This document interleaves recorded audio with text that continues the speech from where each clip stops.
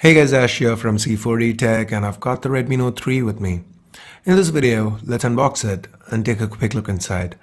But before we do that, a big shout out to MirrorMobiles.com for sending me this unit. Do check them out and I'll leave a direct link in the description below. So let's set the Redmi Note 3 aside for the time being. We then have a travel adapter and a micro USB cable.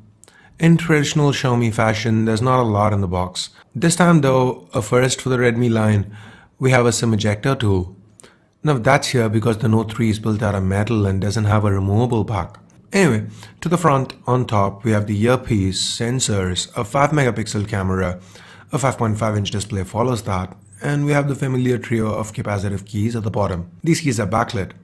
To the back, we have a 13-megapixel rear camera, a dual-tone dual LED flash, and a fingerprint scanner. Initial impressions, this scanner works great. Just like the one found on the Nexus devices, it lets you unlock and jump right onto the home screen. To the bottom, we have the Mi logo and a speaker. The power button on the volume rockers can be found to the right. The micro USB port and primary microphone reside at the bottom. The dual SIM card tray sits to the left. And up top, we have a 3.5mm headphone jack, a secondary noise cancelling microphone, and an IR blaster. So the Note 3 is not a huge departure from the general design language for the Redmi Note series. It's just that Xiaomi's opted for metal on the Note 3 instead of polycarbonate as with its predecessor.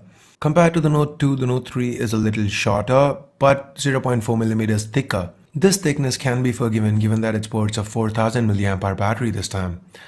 It's a marvel that Xiaomi's managed to achieve an almost 33% boost in battery capacity without really affecting the form factor or weight.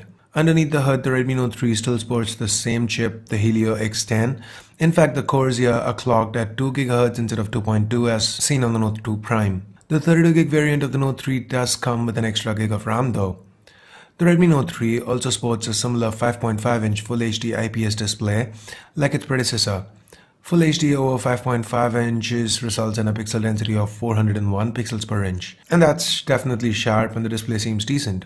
This phone sports a 13-megapixel rear camera with face detection autofocus. This time around, we do get a dual-tone dual LED flash. The shutter response seems quick. We have the regular MIUI camera app here.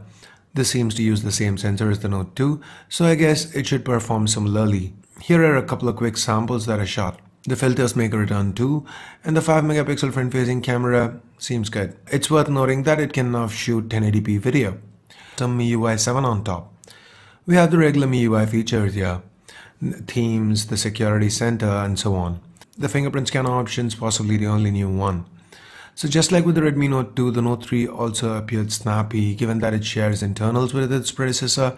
That was to be expected. So now let's talk price.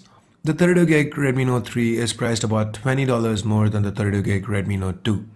So for this price, you get a metal build, a fingerprint scanner, a dual-tone dual LED flash, 1080p video via the front camera, and most importantly, at least to me, a battery with a significantly larger capacity. On the other hand, you do lose out on the replaceable battery and a micro SD slot, and also you'd end up with a slightly lower clock chip. Anyway, I'll be testing the Redmi Note 3 out for a bit before coming out of the full review. We'll have more to share then. Make sure you stay subscribed for that. And if you did like this video, give it a thumbs up. And if you do want to pick a Redmi Note 3 up, I'll leave a direct link to MirrorMobiles.com in the description below. Feel free to check that out. So I guess that's it for this quick little unboxing and hands-on. Thanks a lot for watching. Till next time, this is Ash here from C4D Tech, signing off. You guys have a great day. Bye-bye now.